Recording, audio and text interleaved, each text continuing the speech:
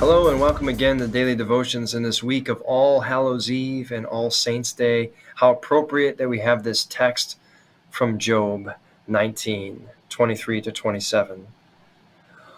Oh, that my words were written down, Job declares. Oh, that they were inscribed in a book. With an iron pen and with lead they were engraved upon the rock forever. For I know that my Redeemer liveth, and that in the end God will stand upon the earth. After my skin has been destroyed, then in my flesh shall I see God, whom I shall see on my side. My eyes shall behold, and not another. My heart faints within me.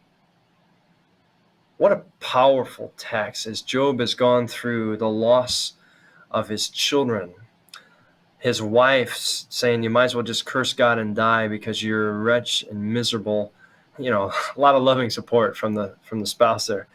He's got boils and sores. His body's in pain. His friends and attempts to be helpful bring pithy words of advice. Oh, you must have done something wrong. You must have some unconfessed sin, maybe even something you didn't realize you did, because God is ticked off at you and clearly cursing you.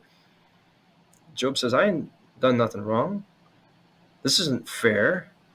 God needs to come down here and answer me, because I do everything I can to be a good person, and I don't deserve this.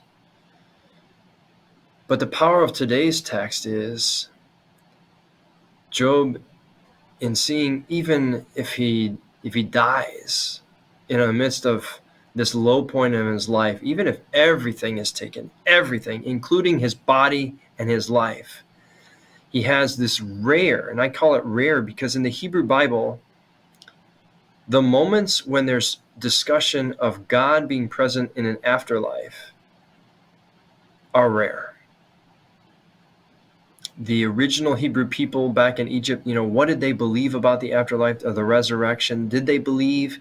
Was it an Egyptian influence? I'm not going to get into a history lesson here, but there's a lot of places where it doesn't seem like, at times in Israel's history, they believed there was much beyond this earthly life and God's interaction with us in it. And here we have this powerful confession from Job. No matter what happens to me in this life, I know there's more to come. The old adage, the old story you might have heard at a funeral home, a lady or man saying, bury me with a small plate and a fork because I'm saving room for dessert. The best is yet to come. There's still more that I'm going to receive beyond these earthly days. So bury me with, getting ready for the dessert, the best part of the meal.